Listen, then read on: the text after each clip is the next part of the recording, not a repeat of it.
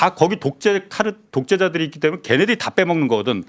그리고 혼자 빼먹을 수는 다 나눠주거든. 자, 목걸이가 문제가 아니야. 카메라 팀은 이제 들어갔고요. 그쪽을 향해서 카메라 팀 총 맞을 뻔했네. 그리고 이렇게 미리 다 확인을 합니다. 그리고 수많은 우리 지지자들 중에 한 6-7명이 거울을 비춰가지고 그러니까 2월 3일 대선이 끝나고 난 다음에 법원행정처에서 이 지기현 재판부가 잘못하고 있다는 것을 정리해가지고 이 사람을 재판부에서 바꾸든지 해야 된다는 거를 우리들이 서명운동을 하든 뭐 아니면 실제 무엇을 잘못했는지 여기서 지금 모니터링하는 사람들이 다 정리를 해줘가지고 바꿔줘야 돼요. 자, 어제 내란 수괴 윤석열의 3차 공판이 있었는데 네. 이게 비공개란 사실에 정말 생각할수록 분통이 터집니다. 어제 일단 그 분위기 그런 이제 디테일한 내용은 저희가 접할 수가 없으니까 구체적인 내용에 들어가기 앞서서 오늘 몇 가지 혹시 뭐 특이점 있으면 전해주시죠. 특이점은요, 여러분 다 아시겠지만 계속 좁니다. 그러니까 나는 그게 너무 화가 나. 윤석열이는 이거는 나는 뭐 사형 뭐 무기징역 아니라는 확신이 있지 않고서야 어떻게 졸음이 옵니까? 정심 시간 끝나고 이제 오후 재판을 이제 재개하는데 어김없이 꾸벅 졸고 계시더라고요. 근데 이게 졸 수가 없는 게요. 왜냐하면 이 재판 중요한 게 이진우 사령관의 전속 부관이 나왔지 않습니까? 네, 이따가 그래서 준비되어 그 있습니다. 대통령과의 통화에 대한 부분을 밝히는 부분인데 졸고 있고 또 하나 특이점은 이게 이제 윤석열 대통령을 정점으로 해서 이렇게 변호인단이 이게 앉는 순서가 윤석열과의 권력 관계 순서입니다. 그래요? 이게 이제 사실은 잘 안 보이는 건데 네. 제가 지난번 들어갔을 때 재판 때는 뒤에 김계리 변호사가 뒤쪽에 앉아 있었어요. 그거는 이제 뒤쪽에 앉거나 옆쪽에 앉으면 변호인은 권력 서열에 굉장히 가까운 거죠. 왜냐하면은 긴밀하게 상의를 해야 되니까. 하지만 이번에 김계리 변호사의 위치는 윤버지? 저 끝쪽에 방청석 바로 옆에 있는 쪽으로 밀려났습니다. 그리고 재판 때도 발언이 전혀 없었거든요. 제가 봤을 땐 너무 설쳐돼서 권력 서열에서 아마 밀려났을 것 같다는 추측입니다. 제 추측입니다. 예. 그때 그 변호인 중에 그 누군가를 특정해가지고 그 욕했잖아요. 석동현 변호사. 석동현이었나 그때? 윤상현 의원 욕하고. 석동현이 얘는 안 되겠다 해서 밀어낸 거 아닌가 하는 생각도 좀 드네요. 이게 변호인단에 석동현 변호사는 안 들어와 있지만 사실은 외곽에서 석동현 변호사가 계속 이 내란 정국에 대해서 이끌어왔잖아요. 사실상. 그리고 이제 안에서는 이제 윤곽근 변호사가 이제 주도적인 역할을 했는데 당연히 왼쪽에 이제 윤곽근 변호사가 이제 앉아 있는 거죠. 그래서 변호인단의 권력 순위가 바뀌었고 지난번 녹음 파일이 공개되면서 아마 거의 숙청 비슷하게 이렇게 좌천된 것 같다는 느낌이었어요. 많이 설치긴 했어요. 그동안. 석동현을 너무 심하게 까는 게 공세에 들어가 있다 보니까 석동현을 통해서 좀 밀려난 게 아닌가 그런 생각이 드는데 돌아가는 상황상 이 씨발 이건 아닌데 씨발 윤상현 개새끼 약간 그런 거 제 생각이에요. 근데 그냥 저는 그게 말이 안 된다고 생각하는 거죠. 아니 이삿짐 나르고 있는데 무슨 씨발 윤상현이랑 거기서 4시간을 얘기해. 그게 족같은 소리지. 나경원 보좌관한테 문자를 남겼어요. 근데 이 씨발 그냥 읽고 싶더라고요. 근데 거기에 윤상현이 간 거야. 외부적으로는 제 말이 곡해가 아니라 무슨 국민변호인단인 윤상현을 위한 석동현 변호사의 어떤 전혀 그렇지 않습니다. 그래서 석동현 변호사도 이번에 잘라내려고 그러고 하는 거고 저는 석동현 변호사를 전혀 좋아하지 않아요. 이 국민변호인단은 베이철이 만든 거고 석동현이 나이가 많기 때문에 단장을 세운 것뿐이에요. 근데 또 베이철 변호사님이 어른을 존중할 줄 아니까 석동현 변호사님은 단장님하고 모시고 그리고 출범식 할 때 그 족같은 새끼가 씨발놈이 베이철이 당한 건데 중요한 사람 나면 전환기를 나면 이건 내가 해야지. 또 누구 나오면 이건 내가 해야지. 그거 보고 너무 황당해가지고 저 새끼가 뭐 하는 거지? 그리고 내가 지금 여기 가면은 윤상현이니 뭐니 지금 이 조심스러운 한국의 윤상현이 내가 윤호계인이 적통자 이지랄하고 있는데 내가 거기에다가 힘을 실어주는 꼴인지. 그래서 저는 이걸 이렇게 바람이 불었을 때 사람들은 대통령이 얼마나 위험한 상황에 처해 있는지를 인지를 못해요. 그래서 이 집회의 목적은 사람들의 새를 많이 보여줘서 대통령이 아직 건재하니 건드리지 말아라. 이게 제 1차적인 목적입니다. 그 부분을 좀 양지해 줬으면 좋겠어요. 저의 1차적인 목적은 그 아이들을 잘 키우는 거고, 두 번째가 그거예요. 그 아이들을 시발점으로 해서, 그리고 거기에 국민 변호인단이 붙고, 그리고 다른 뭐 또 일부 교회 세력이 붙고, 또 다른 또 어떤 세력이 붙고, 또 안정권이 붙고, 또 그라운드 씨가 붙어주고, 뭐 붙을지 안 붙을지 몰라. 그냥 이건 제 내피셜이에요.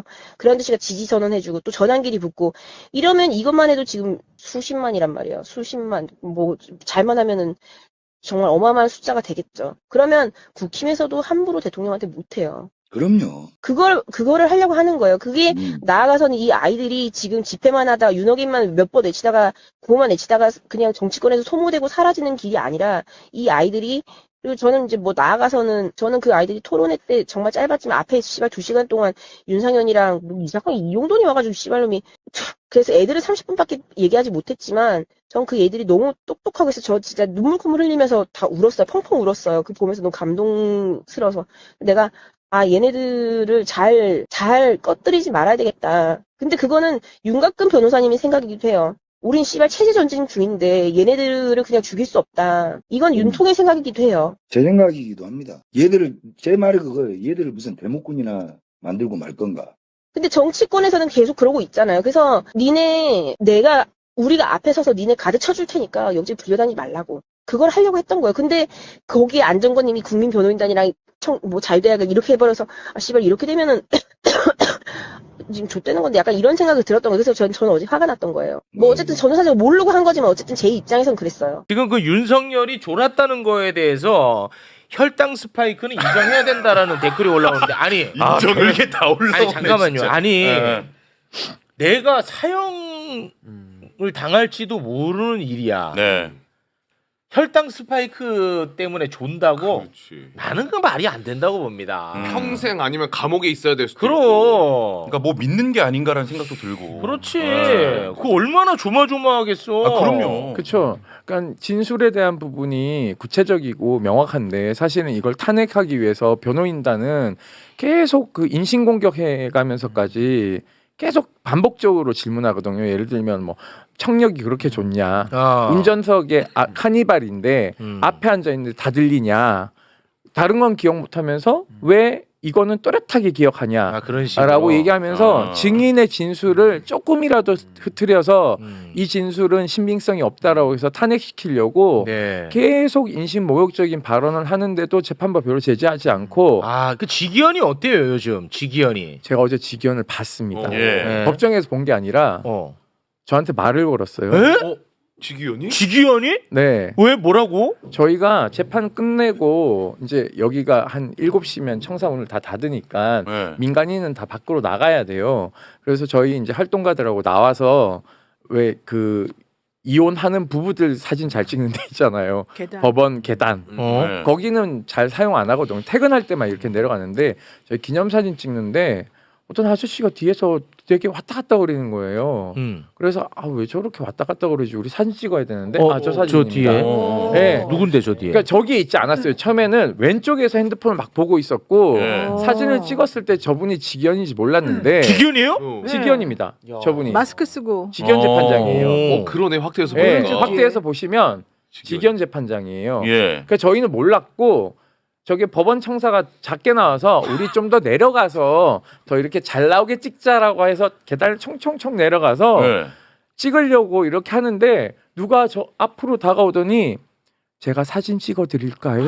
라고 얘기하는 거예요. 뭐야? 저 앞에 이렇게 얼굴 가까이서 그래서 보니까 마스크는 썼지만 지기현 재판장이에요. 그래서 진짜? 제가 좀 화가 나더라고요. 그래서 순간 그냥 가시죠 재판장님이라고 했더니 네 그러고는 가더라고요. 그래서 저희가 저 사람은 뭘까 과연 제가 누군지 빤히 알면서 와서 뒤에서 기다리고 있다가 사진 찍어 드릴까요 하는 저 여유는 어디서 나올까? 그러니까 너무 가볍게 생각하는 거야.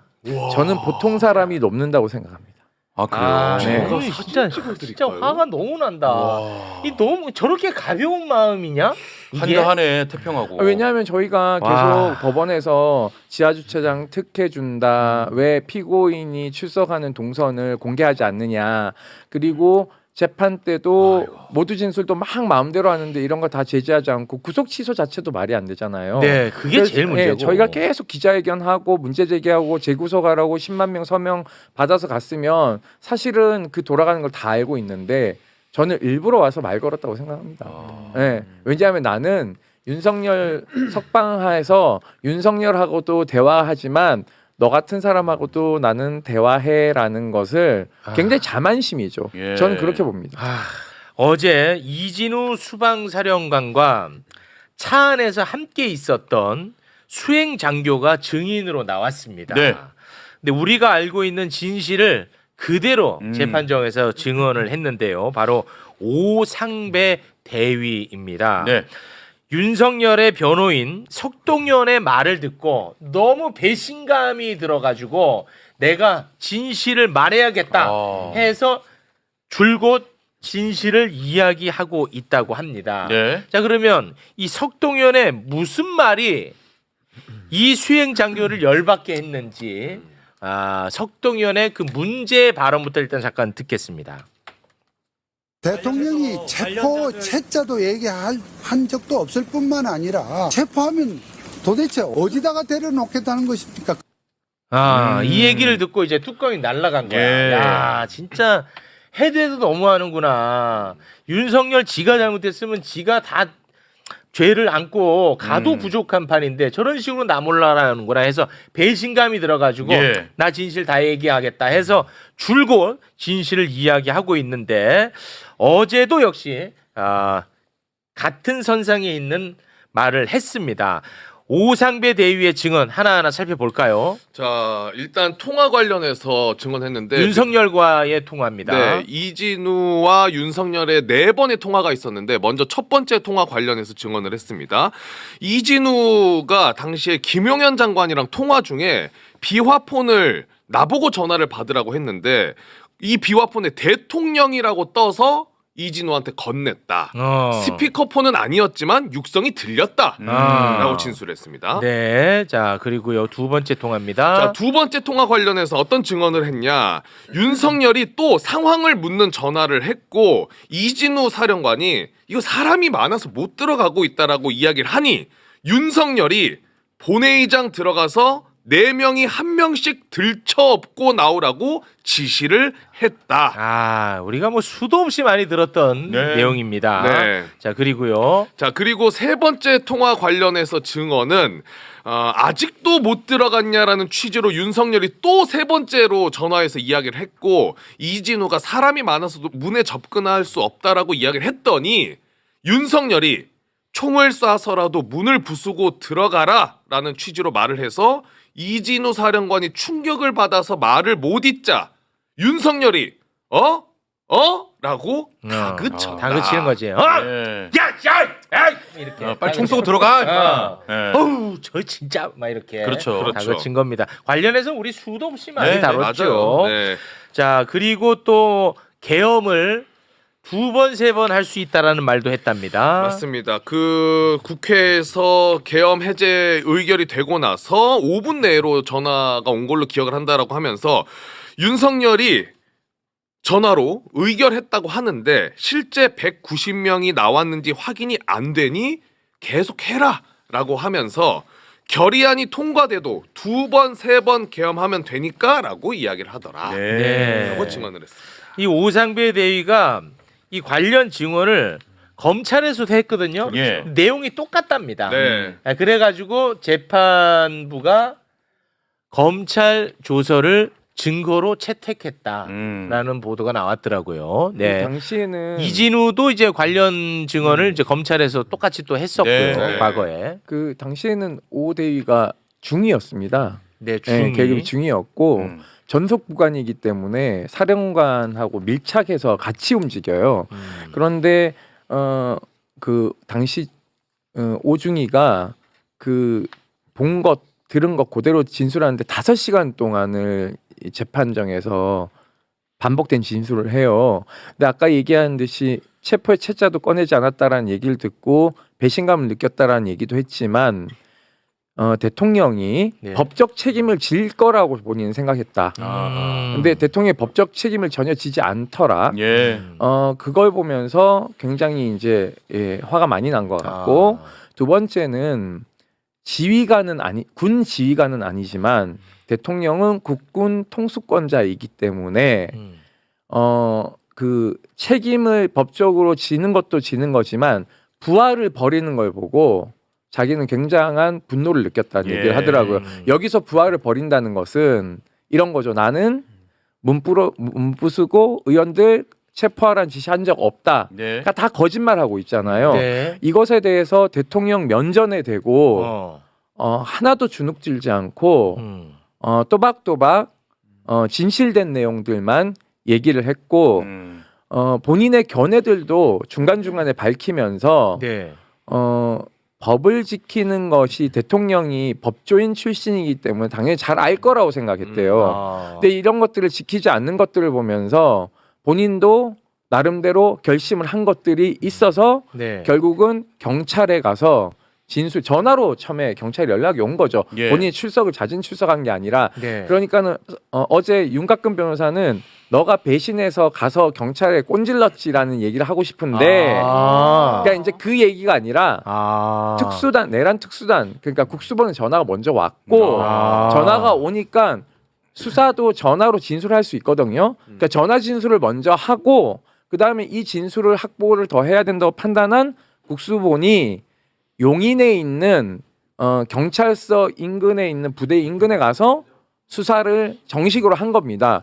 그러니까 어떻게든 간에 윤석열을 배신한 사람으로 그 와중에도 이 재판에서 그러니까 프레임 씌우려고 하는구나. 프레임 씌우려고 계속 그 노력을 하고 있어서 사실 그 정도 되면 계속 진술이 반복되고 있으면 직연 재판장이 그만하시죠. 그렇지. 네, 증인 보호를 해줘야 되는데 그렇죠. 그냥 하염없이 이게 이제 기법의 일환이라고 이제 인정하면서 거기가 얘기하는 거는 그래서 검사가 한 번 이제 모욕적인 발언을 중단 요청했고 그거 한 번 제지하고 5시간 동안 이 증인을 다 들어주는 바람에 뒤에 증인이 결국은 1시간 하고 또 가서 다음에 또 나와야 되는 상황이에요. 시간이 부족해서 재판을 직위원이가 문제가 심각하다니까.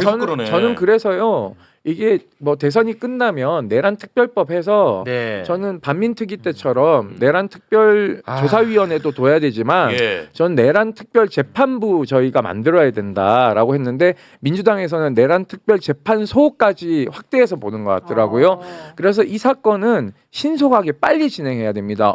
이 재판이 언제까지 늘어지냐면 12월까지 늘어져요. 맞아. 근데 윤석열이 지금 밖에 나와 있잖아. 그러니까요. 그래서 직위원도 비판이 너무 심하니까 어제 추가로 한 5-6개 공판 일정을 다시 또 추가로 잡긴 하더라고요. 네. 그럼에도 불구하고 모자라죠. 이 재판은 이게 내란 재판이요. 왜 그 세 등분으로 나뉘어져 있나 ABCD로 나눠져 있냐면 이게 전범하고 비슷하기 때문에 내란을 일으키면 내전이 일어날 수 있기 때문에 집단 학살이나 이런 것들이 일어날 수 있어서 A, B, C로 나눠져 있는 겁니다. 그러면 이건 신속 재판과 신속 기소와 신속 수사가 우선인데 지금 수사도 사실은 저기 공판 들어가 보면요.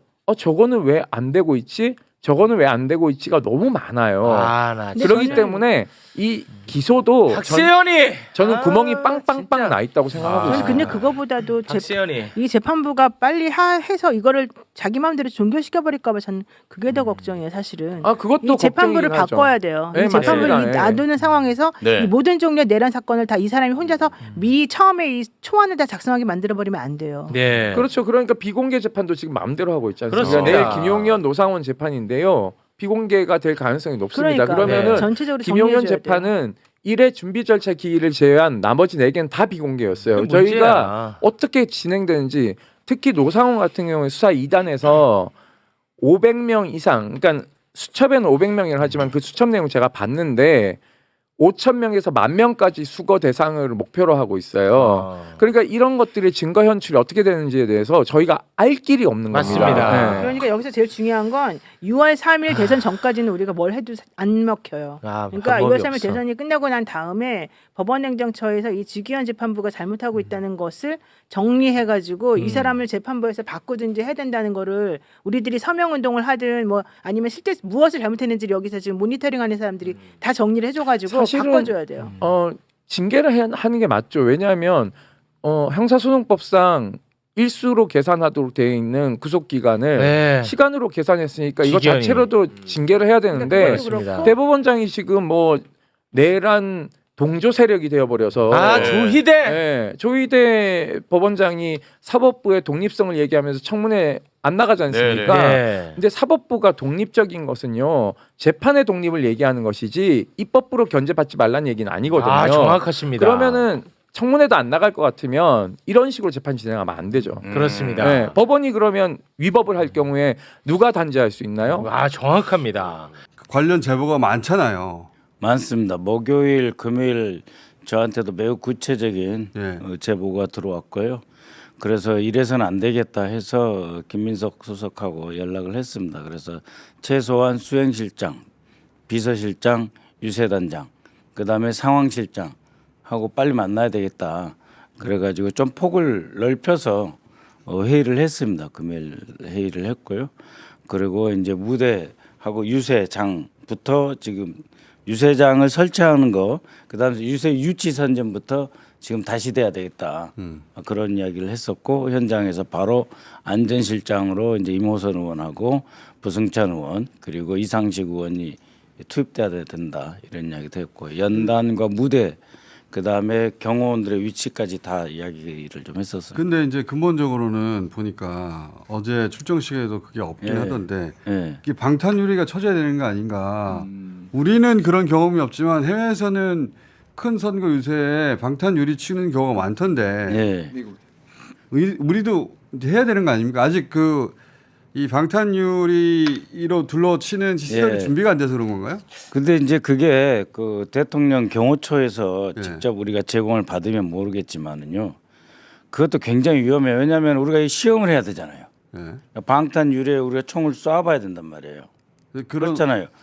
그런 시설이 지금 없어요. 그래서 지난주부터 그 국회의장님 통해서 행정부 그러니까 이주호 지금 권한대행이죠. 이쪽하고 협조를 해서 경호처도 필요한 시설과 설비를 지원토록 해라라고 했는데 경호처하고 이게 행정부 쪽에서 뭐라고 하냐면은 저쪽 후보도 동시에 요구를 해야 된다. 김문수도. 네, 김문수 쪽도. 그래서 좀 시간이 걸리고 있는데 자체 준비는 다 하고 있습니다. 그러나 미국식으로 이렇게 사각형 방탄유리 박스 안에 후보님을 모시는 거는 좀 어렵습니다. 왜냐하면 그걸 검증이 안 된 거를 갖다 쓸 수는 없거든요. 그럼 파편에다 더 위험할 수도 있고. 아니 근데 어차피 우리가 검증을 할 과거 사례는 없는데 그리고 이제 방탄 유리 정도는 우리도 만들 수 있지 않나요? 그리고 이제 그 업체에서 우리나라에서 만든 거거든요. 그게 1억 2천 정도 하는 건데 우리나라에서 만들어서 납품할 때 이미 이제 실험은 했습니다. 그런데 이제 경호처에서 안 빌려주려고 하고 있습니다. 경찰은 이 방탄 유리가 없고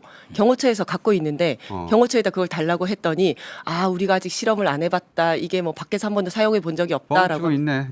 안 주려고 하고 있습니다. 그럼 왜 구매했어? 그러니까요. 왜 구매했습니까? 그러니까. 실험도 안 해본 거를 구매를 했겠습니까? 근데 그 업체가 한국 업체예요? 우리나라 업체. 그러면 업체에 직접 주문해가지고 지금 저렇게 거창하게는 아니지만 지금 필요한 준비를 하고 있습니다. 그래서 저렇게 거창하게 하죠, 근데. 그러면 좋은데요.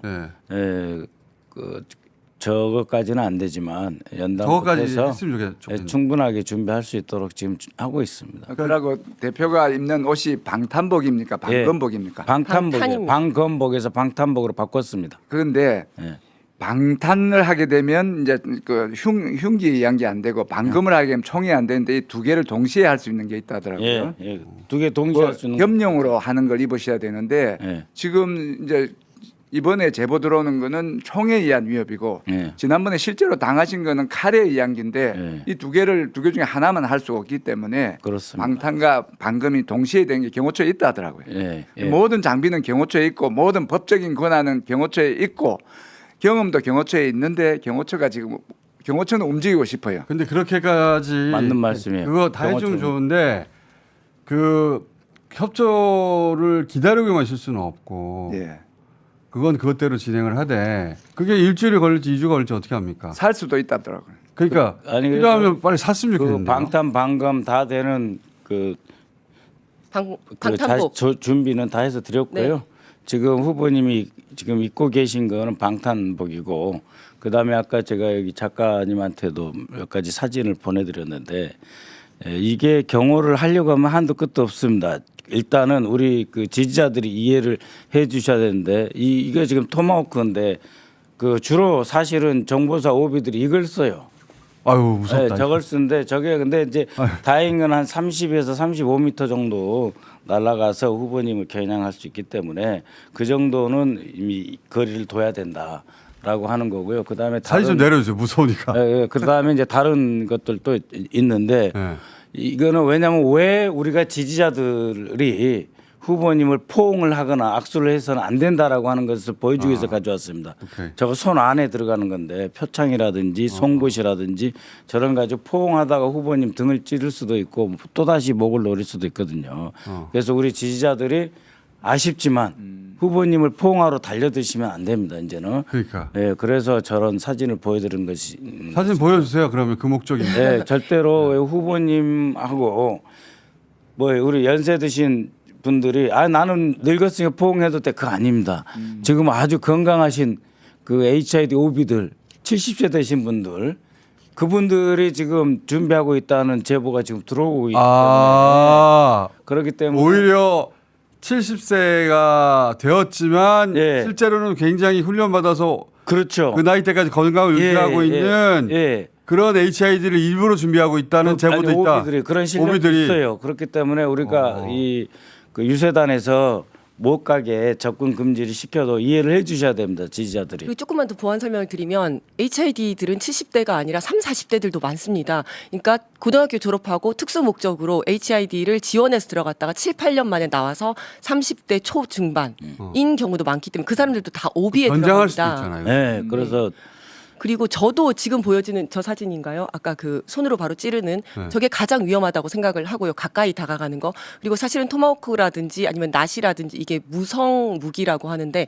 소리 안 나게 이제 하는 겁니다. 총 같은 건 소리가 나기 때문에. 근데 저거는 사실상 가능성이 좀 낮습니다. 왜냐하면 이게 회전을 해서 가는 거거든요. 그런 표창은 저런 표창이라든지 아니면 뭐 아까 토마호크라든지 이런 것도 회전을 해서 도끼 가는데 같은 거. 네, 그거는 어떻게 연습을 하냐면 5바퀴를 돌아서 딱 찍힌다 이렇게 하는데 그러면 그게 10m잖아요. 거리가 딱 정해져 있어야 돼요. 조금만 움직이면 그 손잡이에 맞거든요. 그러니까 그게 거리가 딱 있고 상대방이 가만히 있고 옆에 아무도 없을 때 연습하는 거여가지고 저는 가장 가능성 높은 게 바로 가서 찌르는 거. 그래서 옆에 가까이 다가가는 게 가장 위험해요. 그래서 근접에서 지지자들이 오면 안 된다는 네. 하나 있고 네, 그렇습니다. 또 하나는 그 총기 있잖아요. 네. 총기도 저격총 얘기도 제보가 있고 저도 저격총 제보 받은 게 있거든요. 러시아제다 뭐 한 대가 아니다 그런 얘기를 들었는데 권총 얘기도 있었잖아요. 네, 아까 그 권총 그 저거는 위에 조준경인데요. 네. 그 조준경은 이제 어떤 거냐면 쏘기 쉽게 훈련을 많이 안 해도 바로바로 그 타겟을 겨냥하기 쉽게. 그게 무기에 대한 설명은 저는 궁금하지 않고 제가 궁금한 것은 거꾸로 그래서 이런 것들이 있을 수 있으니 어떻게 방어할 것이냐. 그 방탄유리가 만약에 우리 업체가 만든 거라면 그 경호처의 처분을 기다리지 말고 혹은 2조 대행의 권한 대행의 처분을 기다리지 말고 사버리면 안 됩니까? 사야죠. 그냥 사버리면 되잖아요. 네, 그래서 그 뭐 너무 염려하시지 마시고요. 아니 염려돼요. 준비는 하고 있는 것으로 그렇게 압니다만 오늘 내일 또 이제 중요한 일정들이 있고 또 오늘은 이제 구미부터 시작해서 포항, 대구, 울산까지 가시는 긴 일정들이 있습니다. 그래서 우리 경호조하고 유세단이 긴밀하게 지금 호흡이 잘 맞춰가고 있기 때문에 준비도 열심히 하겠습니다. 그러니까는 무슨 이야기냐면 이 주의해야 된다, 조심해야 된다는 하는 것도 중요한데 또 너무 걱정을 많이 하셔가지고 아니에요. 우리는 제가, 우리는 너무 걱정하는 게 우리 경호에 일이야. 관한 거, 안전에 관한 예. 거는 지나쳐도 전혀 문제가 안 된다. 그건 맞아요. 그런 네. 점이에요. 예, 그래서 저는 안심하라고 하는 말을 하지 말았으면 좋겠어요. 알겠습니다. 안심하라고 하지 말고 예, 우리는 더 걱정하고 있다. 예. 예.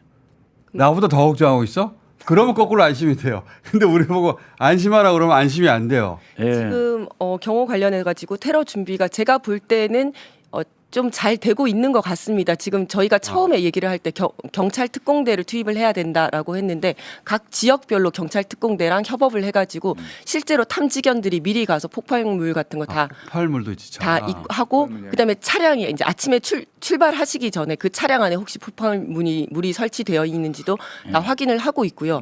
관측조와 저격조가 다 배치가 되고 있더라고요. 관측조는 뭐냐면 그 주변에 있는 높은 옥상에 가서 그 고배율 망원경으로 보면 저 높이가 몇 미터고 거리가 몇 미터인지가 바로 나옵니다. 그런 것으로 다 관측조를 하고 있고 저격조들도 다 운영이 되고 있습니다.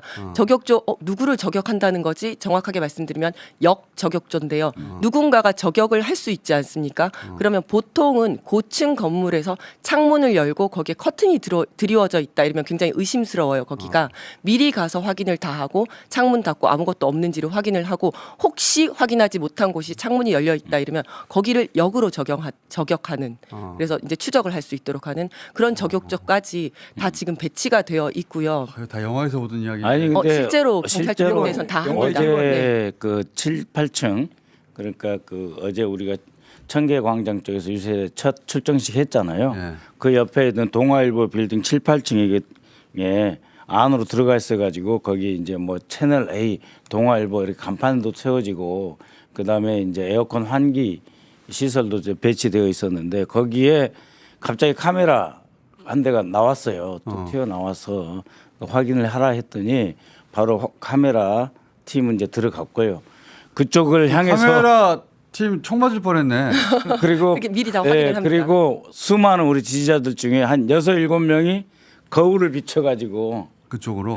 그쪽으로 거울을 비춰서 그 약간 지지자들이 알아서 거울을 들고 온 사람들이 있었어요. 음영 구간이라서 어둡고 그늘진 데 다 비춰주고 그래서 우리 지지자들이 그런 것까지 다 지금 염두에 두고 계시더라고요. 심지어 지지자 중에 문자를 보내서 경찰 방패가 이제 이래 있는데 이거 우리가 사도 되느냐 된다니까 자기들이 직접 주문을 해서 이렇게 방패를 하고 거울 걱정이 태산이에요. 걱정 태산이에요 정말. 진짜로. 그리고 지지자 분들 사이에 사복 경찰들이 지금 다 들어가 있습니다.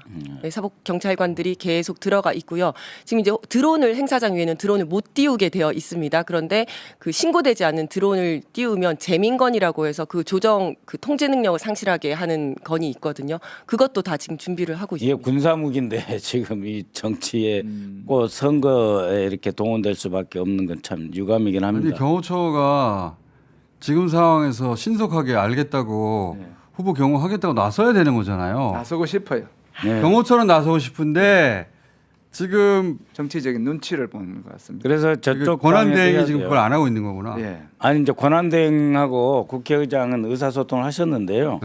그 상대 후보 쪽 그러니까 김문수 후보가 나도 겁난다 해야 되는데 자기들은 문제 없다 이래버리니까 경호처가 훈련도 되고 다 준비가 돼 있는데 그럼 우리만 하죠. 한쪽만 지원할 수 있느냐 지금 이런 그 딜레마에 아니 상대 빠져 둘 다 하려고 그랬는데 한쪽이 원하지 않아서 한쪽은 안 했다고 하면 되는 거지. 그러니까 과거 같은 경우에는 이제 우리 후보님 수행실장하고 저쪽 수행실장이 만나서 그러면은 공동으로 요청하자 해서 이제 한 적이 있어요.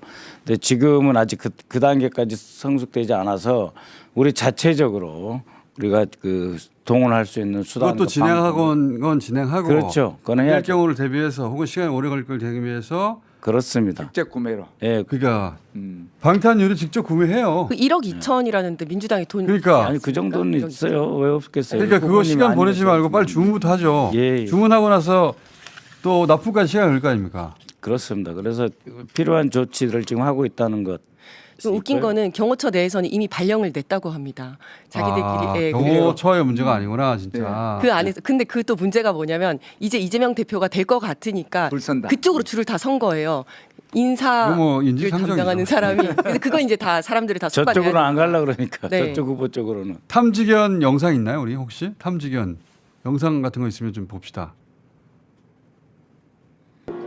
가장 중요한 네, 저 때도 왔더라고요. 아, 문제를 생각해 미리 도는구나 저렇게. 우리가 조금 더 신경을 한 마리밖에 없나? 막을 수 있었던 사고. 한 마리가 와서 거예요. 네, 다 네. 한번 봤습니다. 얼마나 체계적으로 근데 신조가 제일 중요한 들어가야 겁니다, 해서 저게.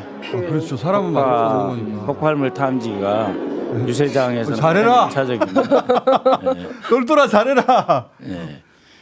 그 유세단 쪽에서 꼭 좀 말씀하라는 것이 하나 있었는데요. 그 경호팀 중에서 경찰 쪽에 무슨 뭐 이상한 사람이 첩자가 있다. 그런 거 어제 동아일보 그 우리 후보 유세단 그리고 우리 경찰 경호 쪽하고의 상당한 그 이간질 가능성도 있습니다. 지금 그 우리 역정보도 있구나. 대한민국의 경찰들이 얼마나 열심히 현장에서 하고 계시는데 혹시 이러한 것 때문에 마음의 상처를 받지 않으셨으면 좋겠습니다. 아니 근데 마음 상처 받으면 안 돼요 이런 거는.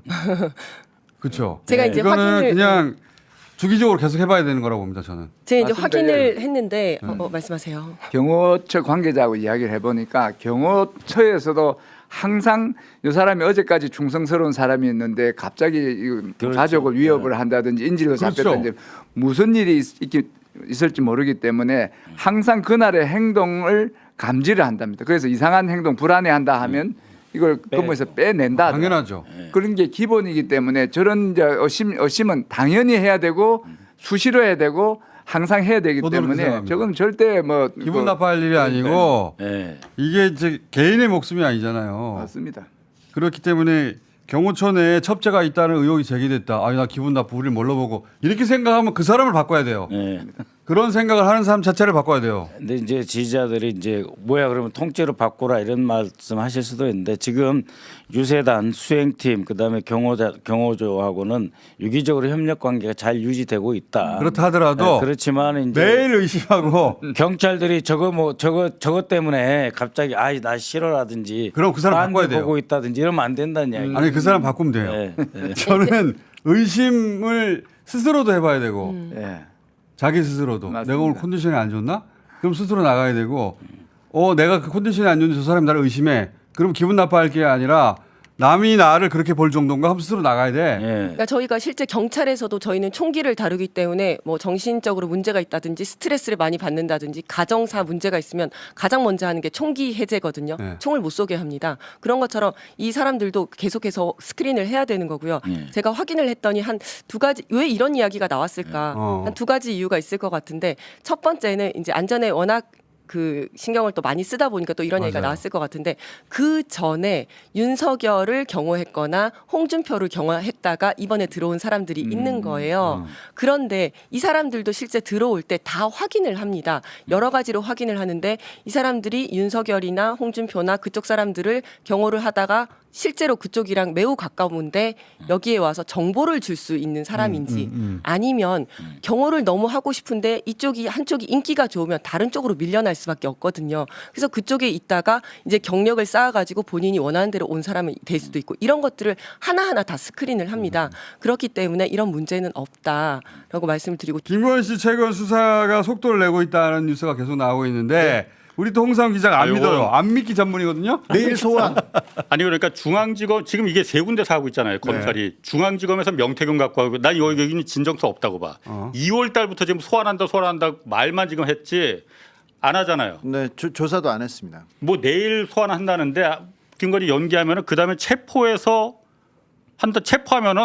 체포해서 끌려 들어오는데 체포영장이라도 하겠다. 당연히 구속시켜야 되는 거예요 그러면은. 근데 하겠느냐? 아마 계속 질질 끌 가능성이 있어요. 그럼 네 말대로는 지금 몸져 누웠다는데 대선 후에 보자. 중앙지검이 이렇게 갈 가능성이 저는 높다고 보는데. 중앙지검이란 못 믿겠다. 중요한 건 지금 도이치가 지금 고검에서 서울 재수사를 고검. 했잖아요. 네. 도이치는 지금 김건희의 그 주가 조작뿐만이 아니고 국민의힘에 공직선거법이 달려 있어요. 400억을 토해내느냐 안 토해내느냐. 윤석열이 그때 대선 전에 10원 한 푼. 아니 10원 한 푼이 아니고 그거는 말로 한 행위라서 그건 이재명 그 공직선거법 이번에 뭐 한다고 하니까는 그거 삭제한다고 하니까 행위에 대한 조치는 이거로 갈 수 있는데 신한증권 계좌를 갖다 그때 공개한 적이 있었잖아요. 내가 옛날에 말한 거 네, 지우고 타사 입고 타사 그거- 쓰고 지웠다는 거 예. 이거는 까질 수밖에 없거든요. 그런데 이번에 고검에서 재수사를 하면서 수사검사 3명을 충원을 받았는데 예. 그 사람이 일단 한문혁 부장검사를 충원을 받았어요. 예. 그 다음에 평검사 2명이라는데 이름은 밝혀지지 않았지만 그때 제일 세게 했던 게 정덕채 검사라는 사람하고 그 다음에 또 누구야 송윤상 검사라고 있거든요. 이 사람들이 제일 공격적이었었어. 12시 송 나오게 했던 그걸 갖다가 법정에서 밝힌 12시 송 사람들? 나오는데 그걸 갖다가 직접 매매한 게 김건희가 전화로 직접 매도한 거다라고 법정에서 할 필요도 없는데 그 말을 깐 사람이 정덕채 검사였거든요. 아하. 맞아요. 그걸 갖다가 한문혁 검사가 그때 공소를 지휘했는데 하게끔 그냥 놔뒀어. 맞아요. 그것뿐만 아니라 그 다음에 또 뭐가 있었냐면은 송윤상 검사라는 사람은 우리가 최은순 계좌에 김건희 조작하는데 그 주가 조작하는데 5억 원이 갑자기 들어갔는데 이거 현실적으로 우리가 최은순 계좌를 우리가 접근하기가 어렵다. 검찰이 은행 계좌 추적하는 건 금융조사의 기본이잖아요. 현실적으로 이거 어렵다 그러니까 권오수 당신이 한번 좀 치라니까 좀 알아봐 달라. 왜냐하면 은행 계좌를 까면은 추적하면은 최은순한테 통보가 되게 돼 있잖아요. 그럼 당연히 나중에, 최은순이 한참 나중에. 6개월 뒤에 그러면 최은순이 윤서방 얘네들이 내 걸 깠네. 이게 겁나서 이제 못 한다는 거예요. 못했다. 이걸 법정에서 이 두 사람 검사들이 다 말을 했잖아요. 말을 했죠. 이걸 놔둔 게 한문혁 부장검사였었어. 그러니까 그 사람들이 돌아온다 지금? 이 사람들을 불렀다는 거거든요. 한문혁하고 이제 평검사 2명인데 평검사 2명을 불렀다면 그 당시에 이제 평검사 2명이라면 이 송윤상하고 정덕채밖에 없어. 제 강성. 그리고 한문혁을 불렀다면 한문혁이 도와줄 사람 누구냐 그때 당연히 이 두 사람을 불렀겠죠. 그러니까 그 어목한 시절 윤석열 힘이 살아있을 때도 이런 힌트를 남겨줬던 그 힘이 살아있을 때가 아니고 윤석열 대통령 된 다음에 브라보콘하고 저 최은순 계좌 한다는 걸 법정에서 그러니까 힘이 살아있을 검사들이 때. 말한 거예요. 그러니까 제일 셀 때. 제일 셀 때. 말을 제일 못 셀 알아듣고 때. 있어 지금. 저 말을 못 알아듣고. 흥분해가지고 있어. 못 못 알아듣고. 알아듣고 검사 있어. 둘이 돌아왔다. 3명이지 3명. 자기 얘기할지도 몰라요 지금. 3명이 돌아왔어. 윤석열 힘이 셀 때 예. 힘이 가장 셀 때 또 여전히 이런 힌트를 남겼던 그런 강직한 네, 그 검사 얘기. 몇이 돌아왔다. 3명이 돌아왔으니 그 분명히 김건희는 기소할 거예요. 그리고 기소할 먼저 부를 중앙지검보다 먼저 부를 가능성이 커. 김건희와 똑같은 혐의를 갔던 사람은 이미 유죄가 확정됐어요. 그 전주. 다 구속됐다가 나왔잖아. 불러다 그냥 쓰면 됩니다. 그렇죠. 그 손모 씨 그 전주라는 사람 김건희 거기하고 급이 아니야. 그러니까 급도 아닌데 어쨌든 더 비슷한 낮은데도 혐의. 그랬다 예. 이거죠. 그렇지. 자, 근데 서울중앙지검에서는 계속 명태균 공천 개입 수사 안 하고 있었어요. 김건희 씨. 근데 소환 통보만 했는데 중앙지검보다 고검이 더 먼저 할 것 같다고요? 네. 왜냐 중앙지검은 제가 봤을 땐 계속 미룰 것 같아요. 네. 고검의 박세현 고검의 그 본부장이 네. 사실은 다른 사람 그 누구보다도 이 수사에 대한 의지가 세다. 네. 근데 중간에 한동훈 친구. 심우정이가 즉시한 거를 포기하면서 한번 주춤했어요. 그래서 자기들도 약간 좀 이렇게 다운이 돼 있었었는데 그러다가 다시 지금 살아나는 분위기여서. 그렇지 한독수 날아가면서 예. 이제는 검찰도 이제는 우리가 해도 된다. 이제 뭐 걸림돌이 없잖아. 네. 이제. 게다가 명태균하고 사실은 딜을 한 이쪽 팀이 있어요. 그 중앙지검에 있는 그 팀들이 있거든요. 예. 그 팀들과 이 고검에 있는 이 팀도 달라요. 자. 그래서 내가 보기엔 잘 될 것 같아. 남부에 또 이제 건진권이 있잖아요. 거기가 또 거의 캄보디아. 자, 캄보디아도 먼저 있고 부를 수도 있어. 아이아도 있잖아요. 아이야. 검찰이 지금 중앙지검이 계속해서 밀었는데 소환장을 보내고 있다. 이럴 때일수록 이제 바뀌었어요.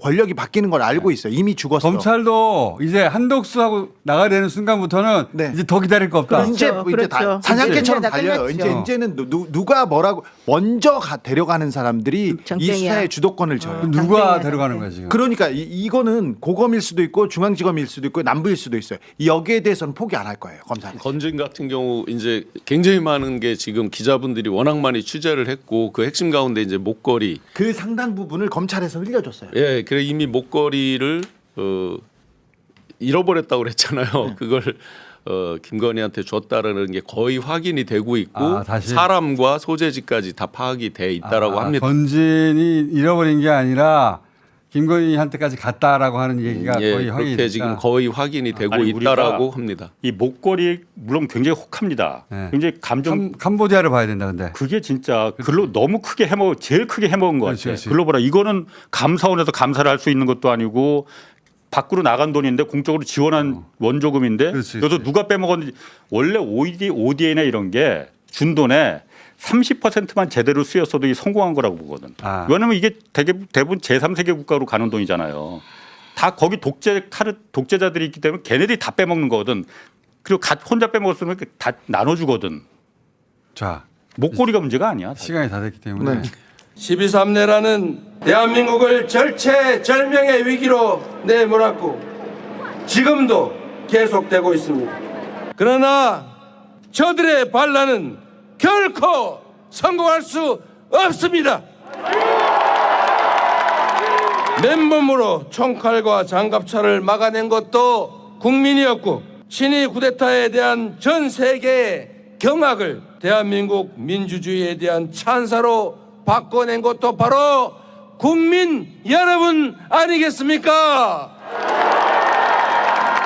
헌법 제1조가 생생하게 살아 숨쉬는 바로 이 국민 주권의 현장 광화문에서 국민과 함께 희망의 새벽을 확실하게 열어 제치겠습니다, 여러분.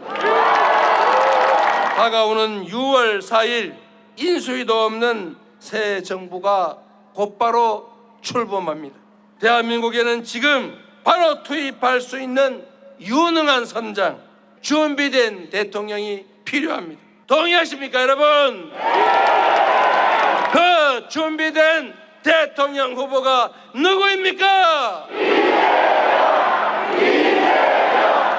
저 이재명은 위기를 기회로 만들며 수많은 역경을 넘어 이 자리에 왔습니다. 저 이재명에게 일할 기회를 주시면 단 한 사람의 공직자가, 단 한 사람의 책임자가 얼마나 세상을 크게 바꿀 수 있는지 실천과 결과로 확실하게 증명해 보이겠습니다, 여러분.